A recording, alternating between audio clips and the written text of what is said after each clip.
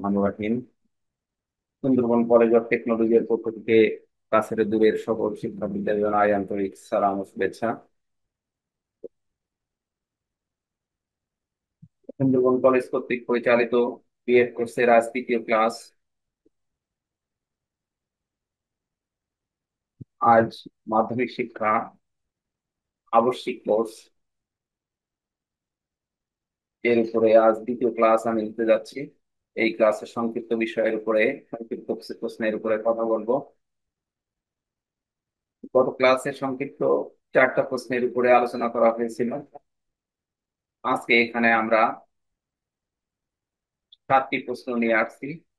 এই প্রশ্নগুলোর উপরে সংক্ষিপ্ত ধারণা দিয়ে ক্লাস শেষ করা হবে।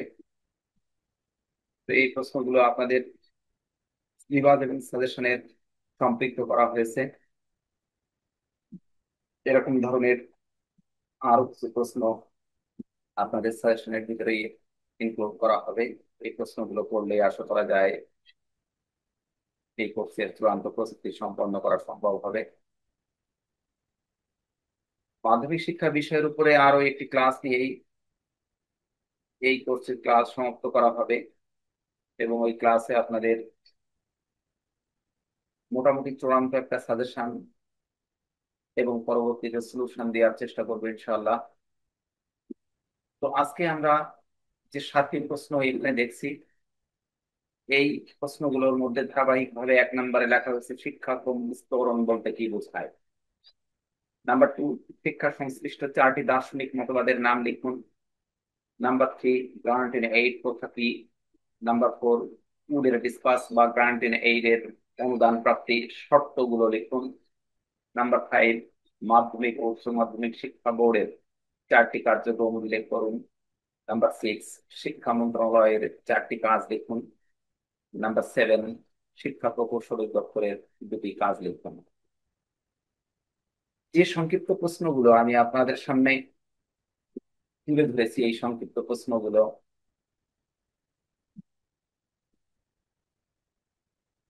2023 সালের চূড়ান্ত পরীক্ষার প্রশ্নপত্র থেকে সংকলন করা হয়েছে। তো এখানে আমরা ধারাবাহিকভাবে এই প্রশ্নগুলোর উপরে সংক্ষিপ্ত আলোচনা করব। তো নাম্বার 1, শিক্ষাক্রম বিস্তরণ বলতে কি বোঝায়। এখানে 1 নম্বর প্রশ্ন। তো শিক্ষাক্রম বিস্তরণের পূর্বে আমরা শিক্ষাক্রম কাকে বলে এই বিষয়ের উপরে সংক্ষিপ্ত আলোচনা করার চেষ্টা করব। শিক্ষাক্রম কি এবং কাকে বলে। শিক্ষাক্রম ও পাঠ্যসূচির মধ্যে পার্থক্য, এই বিষয়ের উপরে বিস্তারিত আলোচনা প্রিভিয়াস ক্লাসে করেছি। তো শিক্ষাক্রম একটা সামগ্রিক পরিকল্পনা। এই তথ্য সূত্রকে সাথে নিয়ে আমরা আজকে শিক্ষাক্রম বিস্তরণের উপরে কথা বলবো। শিক্ষাক্রম বিস্তরণ বলতে বোঝায় একটি নতুন শিক্ষাক্রমকে শিক্ষক, শিক্ষার্থী এবং শিক্ষা ব্যবস্থাপনার সাথে যুক্ত সকলের কাছে পৌঁছে দেওয়া এবং তার কার্যকরভাবে বাস্তবায়নের জন্য প্রয়োজনীয় পদক্ষেপ নেওয়া। এটি শিক্ষাক্রমের ধারণা, উদ্দেশ্য, বিষয়বস্তু, প্রয়োগ, পদ্ধতি, প্রকৃতি ও প্রত্যয়কে সকলের মধ্যে প্রত্যয়কে সাথে নিয়ে সকলের মধ্যে সচেতনতা তৈরি ও প্রশিক্ষণ প্রদানের একটি প্রক্রিয়া মাত্র। তো শিক্ষাক্রম বিস্তরণ হচ্ছে মূলত এটাকে একটি ত্রিমুখী প্রক্রিয়া বলা যেতে পারে। এর একদিকে থাকবে শিক্ষক, অন্যদিকে থাকবে শিক্ষার্থী এবং শিক্ষক এবং শিক্ষার্থীর মধ্যে যোগসূত্র হিসাবে যে তথ্যগত তথ্য তথ্যগত তত্ত্ব কাজ করবে সেটি হচ্ছে শিক্ষা। অর্থাৎ এটি একটি ত্রিমুখী প্রক্রিয়া। শিক্ষক, শিক্ষার্থী এবং শিক্ষাকে উচ্চতায় নিয়ে আসার একটা পদ্ধতিগত প্রক্রিয়াই হচ্ছে শিক্ষাক্রম। এবং কোন আলোকে একজন শিক্ষার্থীকে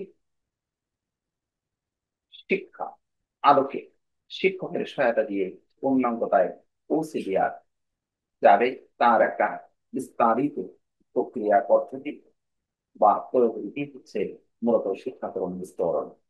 শিক্ষাক্রম বিস্তরণের উদ্দেশ্য কি থাকবে। শিক্ষাক্রম বিস্তরণের মূল উদ্দেশ্য হচ্ছে শিক্ষক, শিক্ষার্থী এবং শিক্ষাক্রমের শিক্ষার মধ্যে সমন্বয় সাধনের একটা পদ্ধতিগত প্রক্রিয়া। নাম্বার 2 হচ্ছে শিক্ষাকে তার লক্ষ্যে পৌঁছানোর। নাম্বার 3 হচ্ছে শিক্ষার্থীকে তার চূড়ান্ত লক্ষ্যে পৌঁছানোর একটা পদ্ধতিগত প্রয়োগ রীতির সম্পূর্ণতা প্রদান করা। এবং নাম্বার 3 হচ্ছে শিক্ষককে অধিক উপযোগী ও যোগ্য শিক্ষক হিসাবে উপস্থাপন করানোর একটা প্রয়োগ রীতি প্রয়োগরীতিকে উপহার দেওয়া। তো আমরা শিক্ষাক্রম বিস্তরণ বলতে এখানে সংক্ষিপ্ত পরিসরে কিছু আলোচনা করলাম।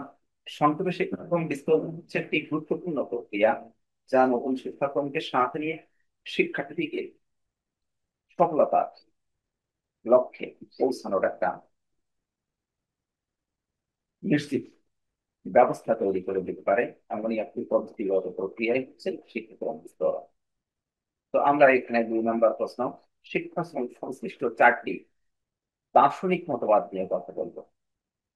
শিক্ষাকে পরিপূর্ণতায় পৌঁছানোর লক্ষ্যে শিক্ষাবিদগণ প্রাচীন কাল থেকে বর্তমান পর্যন্ত তাদের নিজস্ব চিন্তন শক্তির আলোকে অনেকগুলো মতবাদ তারা প্রকাশ করেছেন। এই মতবাদগুলোর মধ্যে সব থেকে প্রাচীন মতবাদ হচ্ছে ভাববাদ, যেটাকে আমরা ইংরেজিতে আইডিয়ালিজম করে থাকি। ভাববাদের উপরে ভিত্তি করেই অন্যান্য সকল মতবাদের দার্শনিক মতবাদের উৎপত্তি হয়েছে। তো সকল দার্শনিক মতবাদগুলি যখন শিক্ষার সাথে সম্পৃক্ত হয়েছে, তখন এই সমস্ত মতবাদের জনক হিসাবে ভিন্ন ভিন্ন দার্শনিকদের চিন্তন শক্তিকে সম্পৃক্ত করা হয়েছে। এক একটি মতবাদের উদ্যোক্তা বা উদ্ভাবক এক একজন ব্যক্তি হলেও যখন ওই মতবাদগুলোকে শিক্ষার সাথে সম্পৃক্ত করা হয়, তখন ওই মতবাদের প্রবক্তা হিসেবে দ্বিতীয় কোনো দার্শনিক ব্যক্তিত্বের নামকে সম্পৃক্ত করা হয়। ঠিক এরই ধারাবাহিকতায় ভাববাদ, যেটি অতি প্রাচীন একটা দার্শনিক মতবাদ, যখন এটাকে শিক্ষা পদ্ধতি এবং প্রয়োগ নীতির সাথে সম্পৃক্ত করা হয়, তখন যে নামটি এর মাঝখানে চলে আসে তিনি হচ্ছেন প্লেটো, গ্রিক দার্শনিক। আনুমানিক 427 খ্রিস্টপূর্বাব্দে তিনি জন্মগ্রহণ করেন প্রাচীন গ্রিকে। দর্শনের ভাববাদের জনক হিসেবে বিবেচনা করা হয় তাকে, কারণ তিনি দর্শনে বাস্তব জগৎ হলো ধারণার জগতের প্রতিবিম্ব ছায়া মাত্র। এই তত্ত্বের উপরে ভিত্তি করে চরম সত্যকে উপলব্ধি করার একটা পদ্ধতিগত প্রয়োগ রীতি তিনি উপহার দিয়ে গেছেন শিক্ষক, শিক্ষার্থী এবং শিক্ষাক্রমের উন্নত ধারাবাহিকতায়। এজন্য ভাববাদের জনক হিসাবে প্লেটোকে স্থান দেওয়া হয়েছে। নাম্বার 2 হচ্ছে প্রকৃতিবাদ। প্রকৃতিবাদ ন্যাচারালিজম। এই প্রকৃতিবাদকে যখন শিক্ষার সাথে সম্পৃক্ত করা হয়, তখন তার জনক হিসাবে যে নামটি আমাদের মাঝে আসে তিনি হচ্ছেন জ্যাক রুশো। কিন্তু প্রকৃতপক্ষে এই প্রকৃতিবাদের জনক হিসাবে এমিলি জোলাকে ধরা হয়। তিনি প্রকৃতিবাদের সাহিত্য আন্দোলনের অন্যতম প্রধান ব্যক্তিত্ব ছিলেন। সাহিত্য আন্দোলনের দার্শনিক চিন্তন শক্তির প্রতীক হিসাবে এমিল জোলাকে যদিও ধরা হয়, কিন্তু ভক্তিবাদকে যখন শিক্ষার সাথে সম্পৃক্ত করা হয়, তখন তার জনক হিসাবে যে নামটি আমাদের মাঝে চলে আসে সেটি হচ্ছে জিন Jack Russo.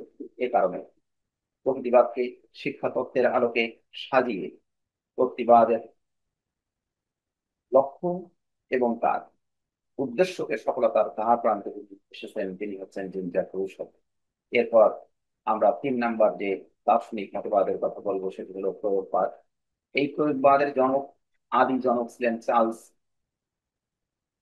Sanders Charles Sanders Peirce, William James এবং জন ডিউ। এই 3 জনের নাম আসে, কিন্তু জন ডিউ প্রকৃতপক্ষে এই প্রয়োগবাদকে তার চূড়ান্ত সীমায় উপনীত হতে সর্বাত্মক সহযোগিতা করেছিলেন। এই জন্য আধুনিক প্রয়োগবাদের জনক হিসেবে জন ডিউ এর নাম আজও আমাদের সামনে অক্ষুণ্ণ অবস্থায় রয়ে গেছে। এরপর হচ্ছে প্রগতিবাদ, প্রোগ্রেসিভ ভিজন। এই প্রগতিবাদের জনক হচ্ছে জন ডিউ। তিনি ছিলেন একজন বিখ্যাত আমেরিকান দার্শনিক, মনোবিজ্ঞানী এবং শিক্ষাবিদ।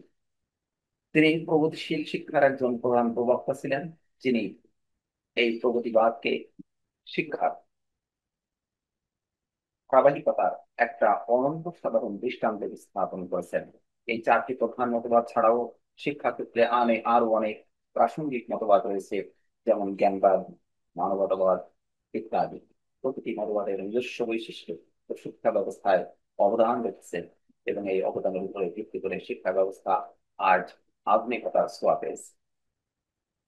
এরপরে আমরা যে প্রশ্নটি নিয়ে আলোচনা করব, গ্রান্ট ইন এইড কথাটা কি। এখানে আপনাদের মার্কস থাকবে মাত্র 2। এই জন্য যদিও আলোচনার একটি ব্যাপ্তি হয়েছে, কিন্তু 2 মার্কের উপযোগী করেই আপনাদের কিন্তু উত্তরপত্রে লিখতে হবে। কারণ এখানে সংক্ষিপ্ত প্রশ্ন 10টি থাকবে, এই 10টিতে 20 মার্কস থাকবে আপনাদের। তো গ্রান্ট ইন এইড হলো একটি অর্থনৈতিক সহায়তা যা সরকার কর্তৃক প্রদত্ত কোনো শিক্ষা প্রতিষ্ঠানের সাথে সম্পৃক্ত, অর্থাৎ শিক্ষা প্রতিষ্ঠানের কারিকুলাম সংক্রান্ত উন্নয়নের জন্য যে ভাতা প্রদান করা হয় সেটাকে গ্রান্ট ইন এইড করা হয়। এই গ্রান্ট ইন এইড, এই সহায়তা, মানে সহায়তাটা অর্থাৎ সাহায্য সংস্থাটি মূলত শিক্ষাক্রম উন্নয়ন, অর্থাৎ শিক্ষক, শিক্ষার্থী এবং শিক্ষা, এই তিনটি উন্নয়নের প্রতিক্রিয়া হিসেবে কাজ করে।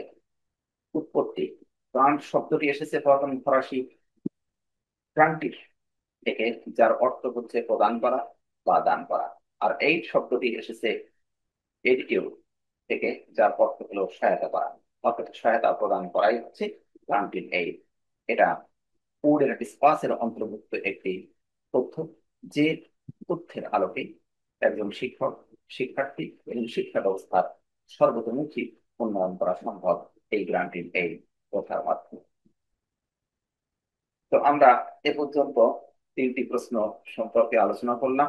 এখন আমরা আরো একটি প্রশ্নের উপরে আমরা কথা বলবো, সেটি হচ্ছে মাধ্যমিক ও উচ্চ মাধ্যমিক শিক্ষা বোর্ডের 4টি কার্যক্রম এখানে উল্লেখ করতে হবে। একটি প্রশ্ন আসছে, মাধ্যমিক ও উচ্চ মাধ্যমিক শিক্ষা বোর্ড 4টি কার্যক্রম, এই 4টি কার্যক্রমকে আমরা এভাবে ধারাবাহিকভাবে আলোচনা করতে পারি। নাম্বার 1 হচ্ছে শিক্ষা প্রতিষ্ঠান পরিদর্শন ও মূল্যায়ন। এটি হচ্ছে মাধ্যমিক ও উচ্চ মাধ্যমিক শিক্ষা বোর্ডের অনন্য সাধারণ এবং প্রধান দায়িত্ব ও কর্তব্য। নাম্বার 2 হচ্ছে পরীক্ষা পরিচালনা ও ফলাফল প্রকাশ। নাম্বার 3 হচ্ছে পাঠ্যক্রম ও পাঠ্যপুস্তক প্রণয়ন ও বিতরণ। এবং নাম্বার 4 হচ্ছে শিক্ষক প্রশিক্ষণ ও শিক্ষার্থীদের সর্বতোমুখী উন্নয়ন করা। এই 4টি প্রধান দায়িত্ব হচ্ছে মাধ্যমিক ও উচ্চ মাধ্যমিক শিক্ষা বোর্ডের। এরপর হচ্ছে আমরা সর্বশেষ যে প্রশ্নটির উপরে কথা বলবো, সেটা হচ্ছে শিক্ষা প্রকৌশল অধিদপ্তরের কাজ কি, মূল কাজ কি। শিক্ষক শিক্ষা প্রকৌশল অধিদপ্তরের প্রধান কাজ যেটি, সেটি হচ্ছে নতুন ভবন নির্মাণ, মেরামত ও সংস্কার। শিক্ষা প্রতিষ্ঠানের নতুন ভবন নির্মাণ, মেরামত ও সংস্কার করা হলো শিক্ষা প্রকৌশল অধিদপ্তরের মূল কাজ। এরপরে দ্বিতীয় যে কাজটি তারা করে থাকে, শিক্ষা প্রতিষ্ঠানের আসবাবপত্র সরবরাহ করা এবং শিক্ষা প্রতিষ্ঠানের অবকাঠামোগত উন্নয়নে গুরুত্বপূর্ণ ভূমিকা রাখে শিক্ষা প্রকৌশল অধিদপ্তর। এখানে এই ক্ষেত্রে শিক্ষা প্রকৌশল অধিদপ্তরের শিক্ষক, শিক্ষার্থী এবং শিক্ষাক্রম সংক্রান্ত কোনো দায়বদ্ধ তাদের উপরে বর্তায় না। মূলত শিক্ষা প্রতিষ্ঠানের অবকাঠামোগত উন্নয়নের মধ্যেই এদের দায়িত্বটা সীমাবদ্ধ। তাই একটি শিক্ষা প্রতিষ্ঠানের অবকাঠামো কেমন হবে, তার আসবাবপত্র কেমন হবে ইত্যাদি বিষয়গুলোর উপরে সাহায্য এবং সহযোগিতা মূলত শিক্ষা প্রকৌশল অধিদপ্তরে দিয়ে থাকে।